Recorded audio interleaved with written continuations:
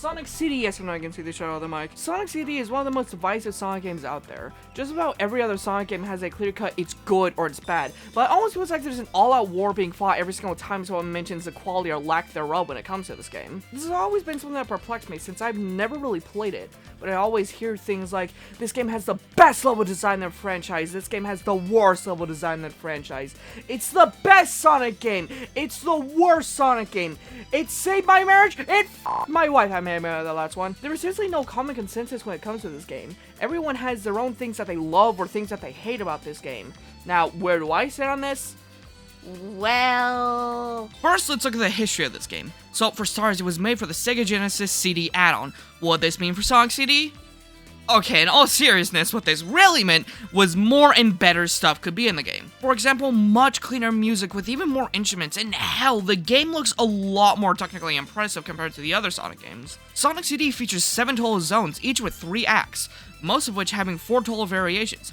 The present, the past, the bad future, and the good future, and that's a metric ton of content, so where's the drawback? You, there is no drawback. Have to full animation by Toei while you're at it. This game is full of content, and worthwhile content at that. The Origins version even adds Tails, Knuckles, and Amy as playable characters, who all are very welcome additions to the game. In fact, I even experimented a little bit with each playthrough, but I'll get into that in a little bit. Because first, let's talk about the opening animation. No, not that one. This one, made by Toei Animations. You know, the people behind Evangelion, Sailor Moon, Digimon, and oh yeah, Dragon Ball and One Piece. And Powerpuff Girls Z. Does anyone actually remember that show? But yeah, safe to say this animation looks amazing. On everything but the original Sega CD. Imagine animating that and then Sega walks up all like, hey, you know that animation you poured months of effort into? Is it good? It's perfect. Imagine all the kids who will get to wake up and see this.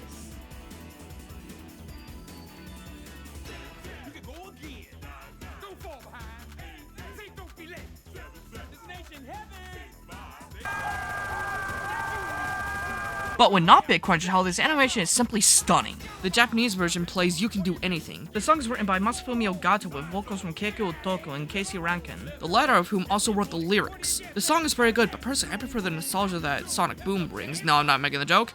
It's just always been my preferred way to watch this cutscene. With the opening cutscene, we get to see the story for the game. The mysterious, Little Planet. For a planet that has little time travel, that is a horribly unoriginal name. Oh, yeah, right. Robotnik is invading Little Planet, going back in time and setting up machines all around to control and make it more mechanical.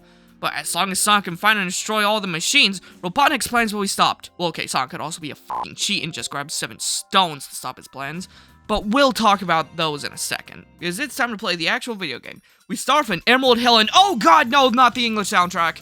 Yeah, the American OST is pretty bad, especially when you compare it to the Japanese OST, which might be my favorite classic Sonic OST of all time. I'm not joking. For starters, listen to the Japanese version of Palm Tree Panic Bad Future.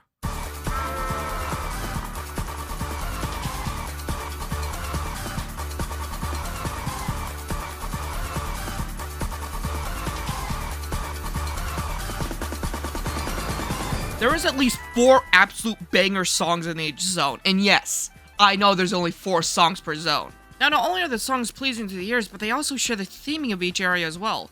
When it comes to Palm Tree Panic, it's shockingly different from your average Green Hill, not only in visuals, but in level design as well. Sonic CD was not made just for you to blast right through it, which to be fair, neither was Sonic 1, but in Sonic CD's case, this was actually intentional. Every single time I played the game, I found new routes to every single level, which is very shocking because when compared to Sonic 1, there was just one route that you go on for every single level. But in Sonic City, there were paths upon paths to take in each level because, again, this game is massive and made to be explored. Now, grabbing a Time Warp? Could no one on this team come up with good names? Grabbing a Time Warp play can take you to either the past or the future. You know whichever time period you'll be sent to by using your eyes to perceive the text on the signpost. God damn it, not again! But first, you must accumulate speed, bringing us to the first of a fair number of criticisms. That's too hard to build up speed to use these. To that, I say, Have you actually looked around these levels? sure, there are some outliers, but most zones have at least one spot made specifically to travel easy. And once you manage to collect enough speed, you will of course travel into the past or future. The past will always stay the same, show off how everything looked before now. The animals shall be more lively and the flowers will be increasingly vibrant and abundant. it's more beautiful in the past as well. However, you may see a robot trans...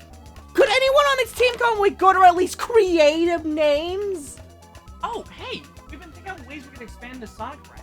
Mm-hmm. Well, okay, so first of all, we thought about some Sonic-themed silverware to start off with. Oh, you mean food pick-rubbers? Sure. We also have a lot of AirPods that have Sonic Space on them.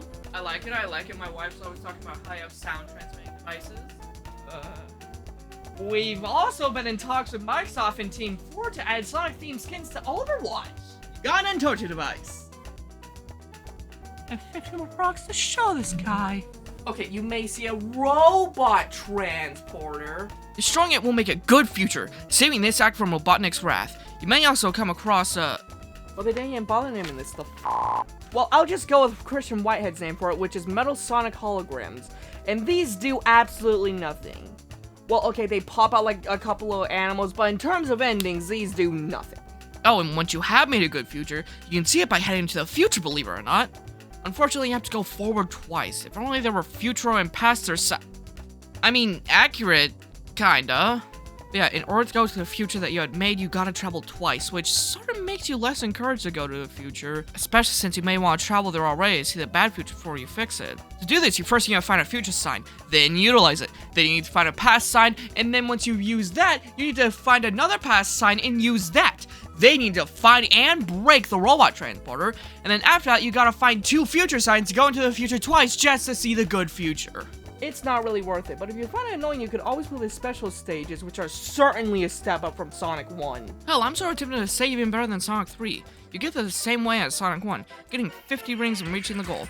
And once you're in there, you run around in semi-3D space. But unlike Sonic 2's, it's fun! You run around and break UFOs. You have a specific amount of time depending on what stage it is. And stepping a single foot in the water will remove 10 seconds from the clock, and then quickly drain down each second you're in the water. That is some pretty dangerous water. I don't really know about you, but last time I checked, the water in my house is not nearly as dangerous. If you run close to the end of the timer, a light blue UFO will spawn in the center and give you an extra 30 seconds. It will then continue to spawn over and over again, meaning if you're good enough to make it to the center each time, you can stay in there forever. Granted, I don't know why you choose to do that. Getting all 7 of the Chaos Emerald, Time stones, I mean time stones. Getting all the time stones will destroy all the transporters, making a good future everywhere, even if you miss a previous transporter. So why would you go out of your way to break the generators when you can just get the time stones? So when it comes to Act 3, it's not like Sonic 1 where it's a whole extra stage that ends in a boss fight. In Sonic CD, Act 3 is a small area that leads to a boss fight. You may also notice that it's set in the future. All of the third acts are set in the future, so you at least get to hear some of the bad and good future tracks, which is really good since most of the best songs come from the future, but not the boss theme. It isn't nearly as recognizable or intimidating as some of the other Sonic games. In the Japanese version. In the US version,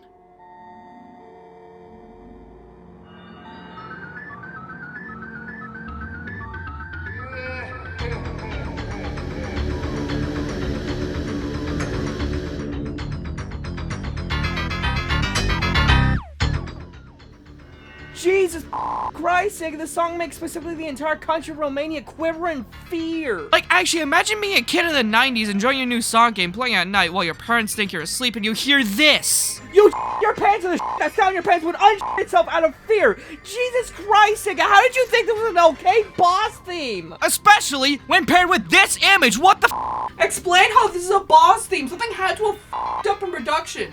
I can understand if it changed on whether you were in the bad or the good future, but that just simply isn't the case. I am convinced some dude just want to scare the piss out of every American child who bought this game. Oh, yeah, also, Palm Tree Panic boss is pretty friggin' easy. Anyways, beating that boss brings you to Collision Chaos Zone, where you meet Amy. If you're a Sonic. Because Tails is gay, Knuckles is asexual, and Amy's a lesbian. But also, she doesn't love herself. Okay, you actually meet her in Act 2 of Palm Tree Panic, but only in the present, so... And then she gets kidnapped by Metal Sonic, so hope you didn't get too attached, because you won't be seeing her for a fair bit afterwards. I'm not even sure why Robotnik kidnapped her. Let me go! No. Why did you even capture me? Ho ho ho! Well, you see, why did we capture her? Oh. But who cares? Women are cringe and unfunny. What? It's time to go fast, and god damn it! Okay, I typically never liked the casino or Springfield stages in Sonic games. Carnival night, casino night, casino night. Why did I write casino night twice? I have a stroke. All of them have some dumb gimmick that makes it unfun for everyone, and Collision Chaos, while not being the worst of the bunch, still has some of the problems. The springs, the bumpers, and some other slow-ass bullshit. Luckily, the solo makes up for it in the music. Every theme is a straight-up bop. Hell, Studiopolis literally stole a measure from it.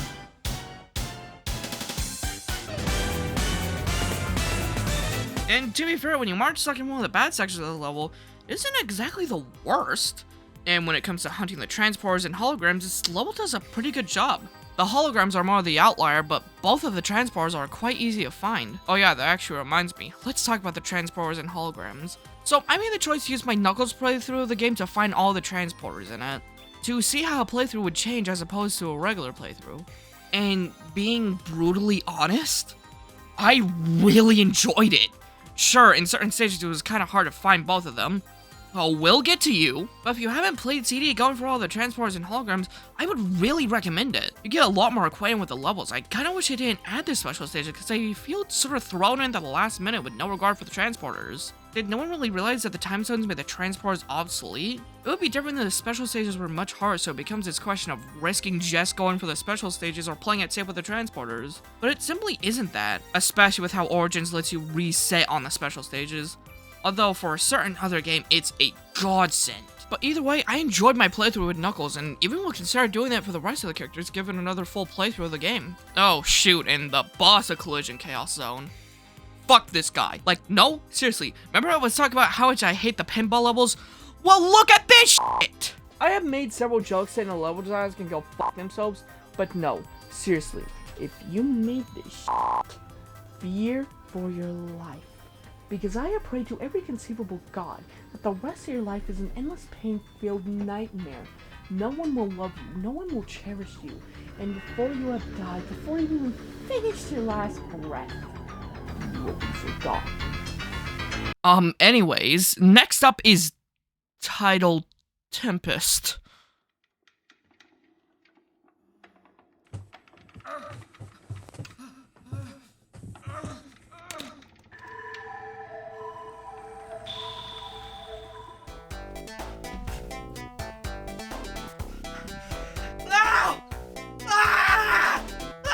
Tidal Tempest, it's really good. For the most part, if you're taking the optimal route, you're avoiding the water areas and going faster. If you're bad at the game, you're going on the slower routes. This level design, this is what I love about 2D Sonic games. The fact that skill expression is more than just, I can go fast, and instead, I can go fast because I am good enough to go on the fast route. In Labyrinth, every act forces you to stay in the water, whereas in Tidal Tempest, you can easily avoid the water for more than half of the act. All it takes is knowing what route to take. I like to think that Tidal Tempest is just one of the developers going, you know what? Fuck Labyrinth Zone. Oh, and to add salt to the wound, Tidal Tempest is also amazing at proving why 90% of this game was made around the time travel. I can understand the criticism of it not being fun, but saying it's way too hard to make it through time is just wrong. It being hard is really only a problem in Wacky Workbench and Metallic Madness, and even then, I found consistent areas in every single act to make my way through. Sonic CD was made for you to get the time transporters and explore, and even if you don't enjoy them, it's not like I hated the game going for the time stones either. So, long story short, if you think it's impossible to travel through time, simply put, give it another try and explore these levels. Oh, and also the boss steps it up quite a bit from the motherfucking pinball table! Anyways, my PTSD aside, I really like the boss in Tidal Tempest. It starts with you trying to catch Robotnik. Hit him a couple times and it will start the next phase. You enter another area where the water rises. Sonic is trapped, unable to breathe. Robotnik has done it! He's trapped Sonic and... What are you doing? You blew it! So since Robotnik's skull must have been caved in earlier, he spawns a shield of bubbles instead of, oh, I don't know, not doing that and letting Sonic drown? Well, anyways, it's pretty easy to create a boss that then leads into the next zone. I forgot what it was called. Let me check the script here. Quartz Quadrant, that's right. Yeah, I don't know why, but Quartz Quadrant is always the only one that I have trouble remembering. Which is really weird because this area has really cool theming. In the present, it's a mining facility. In the past, it's a lush green cave, ores galore. But in the bad future, it's a robotic wasteland. Everything has been roboticized. However, in the good future, while still being a mining facility, it's brought back some of its beautiful aesthetic from before. The music here also slaps, but honestly, that's the most I can talk about when it comes to this area. It's just a good area with not much to write home about. The gimmick of the conveyor belts hardly add anything to the zone, nothing notable at least. I'm sorry all you Quartz Quadrant fans, but this zone just has something that doesn't really stick out to me. Which is a shocker, mainly due to how every other zone has something that makes it unforgettable to me. Some not for the right reasons, but most of them are.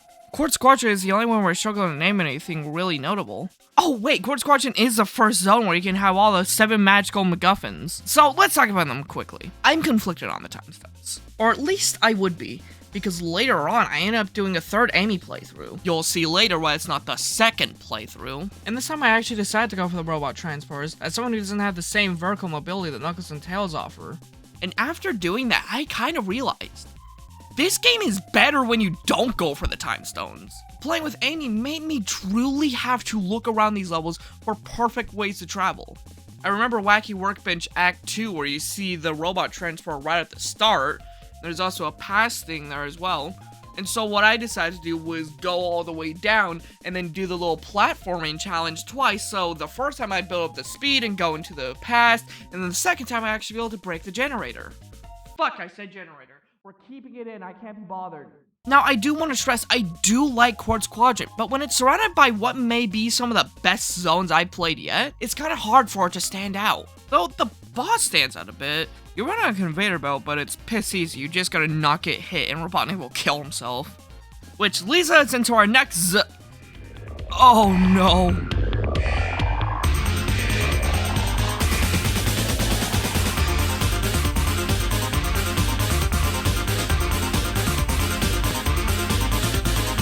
Wacky Workbench, wacky motherfucking Workbench. Where do I begin? Well, you know how pretty much every other zone I praise for looking good and are having good theming? I hate the theme of Wacky Workbench. Wanna know why? Because Metallic Mountain just does the same thing but better. Like, you know, for one, good level design. Cause fuck this stage. So the gimmick here is you can go f yourself. Okay. Actually, the gimmick is once you touch one of these things that are pretty much 90% on the ground on the stage, you get to go f yourself. Traveling back in time in the zone is nearly impossible. Luckily, I was able to find consistent routes when I was going for the teleporters. But that does not make up for this.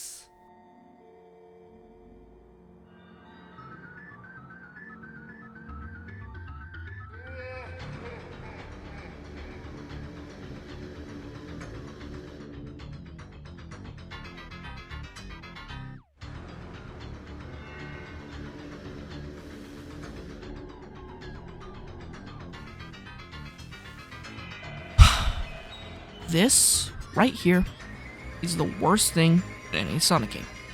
I am not joking. To get the robot transporter, you have to find your way up to the top of the stage and let yourself get crushed by this crusher. To my knowledge, no other crusher lets you through. I wouldn't know. I was never in the mood to be crushed by a goddamn hydraulic press. How anyone thought this was okay is beyond me. How anyone was supposed to figure this out is beyond me. I truly mean it when I ask, what were they thinking? Act 2's transporter wasn't nearly as hard. In fact, the hardest part was just going back in time. So why this stage insists on having one of the most poorly designed things in any game I've ever played is beyond me. I truly think you could remove this entire zone, and the game would be better for it. I think without Wacky Workbench, many more people would like this game. It takes a lot to be a good and fun area in a game. And of course, it's not hard to make a bad level. But even then, this level shocks me in just how poorly designed it is. I could go on about things I like about certain games or mechanics in Sonic games, because I can at least see that some good and some care was put into them, and maybe just something went wrong along the line. Not with Wacky Workbench. It is easily the worst part of this, and maybe any other Sonic game. Stardust Speedway is fucking awesome.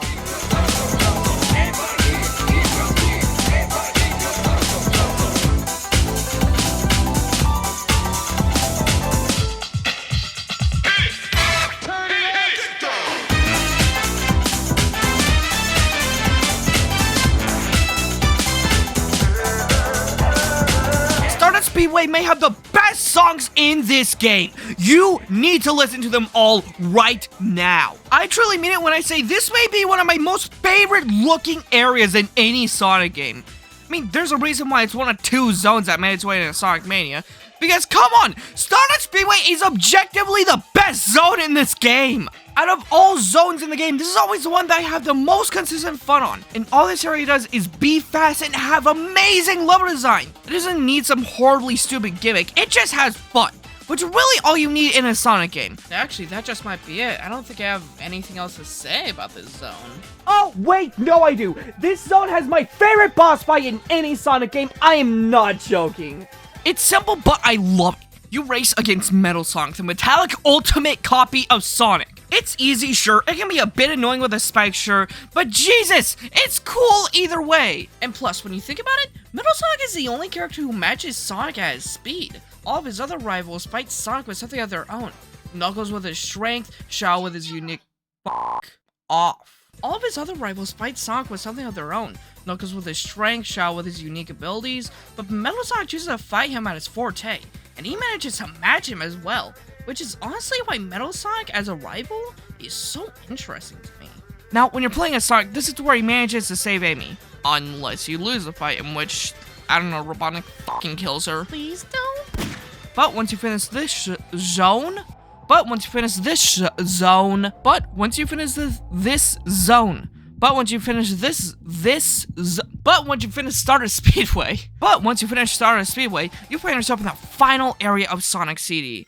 And boy, does it prove to be an amazing cap-off. Metallic Madness is Robotnik's base on Little Planet. In my review of Sonic 1, I talked about how much I love the theming of Robotnik's lair, and this area is no different in regard to that. But of course, Sonic CD being Sonic CD, it also has much better level design. The spikes may be a little overdone and it could be a little bit hard to travel into the past, but in my Knuckles playthrough, adrenaline was kicking through me. I found a section where if I played perfectly, dodged everything, I could make it long enough to travel into the...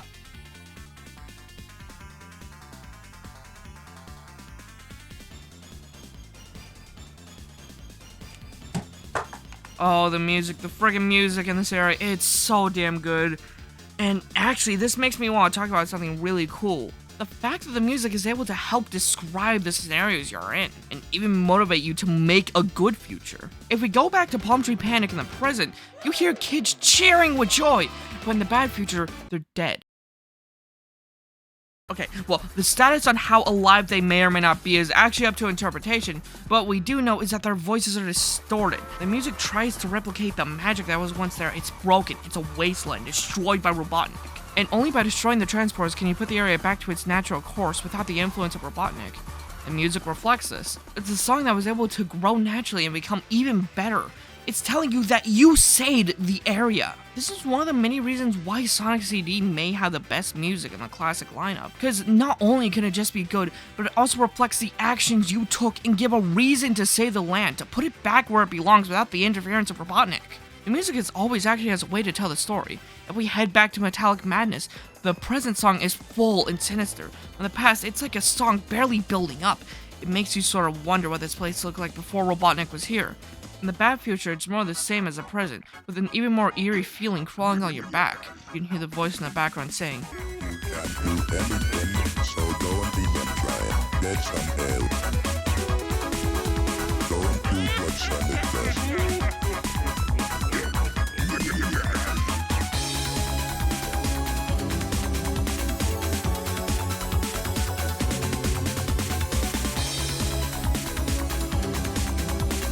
Sonic, dead or alive, is mine. It's as if Robotnik has won, and now Sonic is having to fight to simply survive, let alone bring everything back to its former glory. It's sort of akin to the Sad AM show or the Archie comics. but when you go to destroy the transporters, well, for one, you'll notice the holograms are gone because Metal Sonic is dead, but also, once you head into the future, you hear this.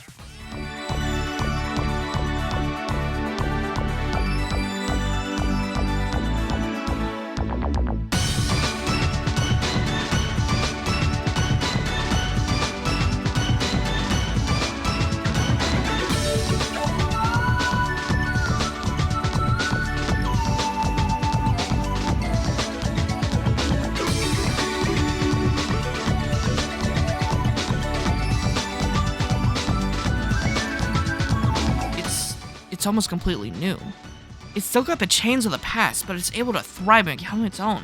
It's all thanks to Sonic's and your help. And moving into the final act of the game, you have saved Little Planet, and all that stops you is Robotnik. Unless you're an asshole and just blasted through the levels without a care in the world, in which case, that was mean. As you stand here, ready to make your way through, get a shield just to listen to the stupid bug things, then face off against Robotnik one last time. Unfortunately, though, the CD team does not know what counts as a good final boss, huh? It just feels like a regular fight with different music, and Jesus Christ, it's easy. All it really took was abusing my iframes to hit him 4 times. Well, anyways, you beat him and you get to watch this cutscene. Escaping a broken metallic madness, Sonic holds Amy in his arms, and he's able to get them both out of there in one piece. Little Planet breaks from his chains and shows a firework reflection of Sonic as it returns into the sky. And that was Sonic CD. It was a pretty crazy ride. The ending is fucking phenomenal. This time I actually think I preferred the music in the Japanese version. Cosmic Eternity is just a perfect ending to, dare I say, a perfect sequel to Sonic 1. This game is like if everything Sonic 1 tried was made with the utmost care, and then some. I haven't played Sonic 2 or 3 yet for the purposes of my reviewing format. I don't want to be influenced by later games. I only want to review these games as they are, how they compare to themselves and the games before them. It was really hard for Sonic 2 and Sonic CD, being that they are both sequels to Sonic 1, but I ended up playing Sonic CD first, and I gotta say, I'm so glad I did. This game holds a special place in my heart. It was loaded onto my tablet when I was a child, and I sucked at it, and I even remember hating this game at one point in my life. But looking back on it, I can't help but love this game. It does just about everything that I want in a Sonic game. Great gameplay, an enjoyable story, amazing music. Now, for as much as I love it, I don't know if I can call it my favorite classic Sonic game. I guess we'll have to wait and see until the end of the retrospective. Now, I want to take a little bit to answer the question in the title and thumbnail. Why is Sonic CD so divisive? And honestly, I can't think of much. I hear a couple of things such as backgrounds being cluttered where I just didn't even notice that. My best bet of why CD has a reputation it does is simply due to the fact that a lot of people grew up with Sonic 1, Sonic 2, and Sonic 3, but a low under 3% of all Genesis users had a Sega CD. But that's ignoring the biggest issue. The fact that this game, with a very different approach to the Sonic format, is sandwiched between two of the best Sonic games ever made.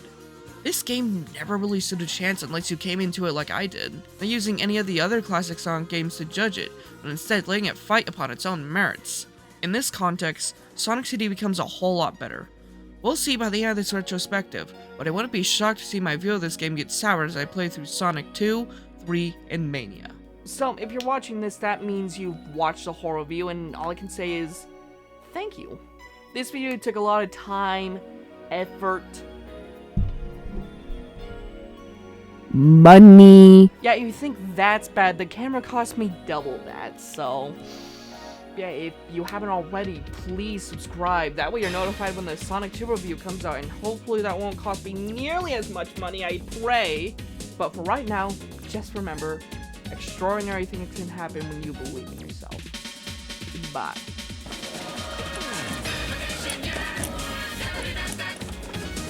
Dude, this just looks like porn. What did you name your Sylveon? Did you give it pronouns, loser? She has pronouns, Trans, yes. loser. Just kidding, guys. If this makes it into Blue Grill, I swear I'm not transgender. I'm editing that so you sound transphobic. Wait, you just said transgender. I did not say I'm transgender. Yes, you said I'm not transgender and not. You have a fucking shirt or not? I do. Like those two. Yeah, yes, that's exactly. I feel like I'm recording an apology video.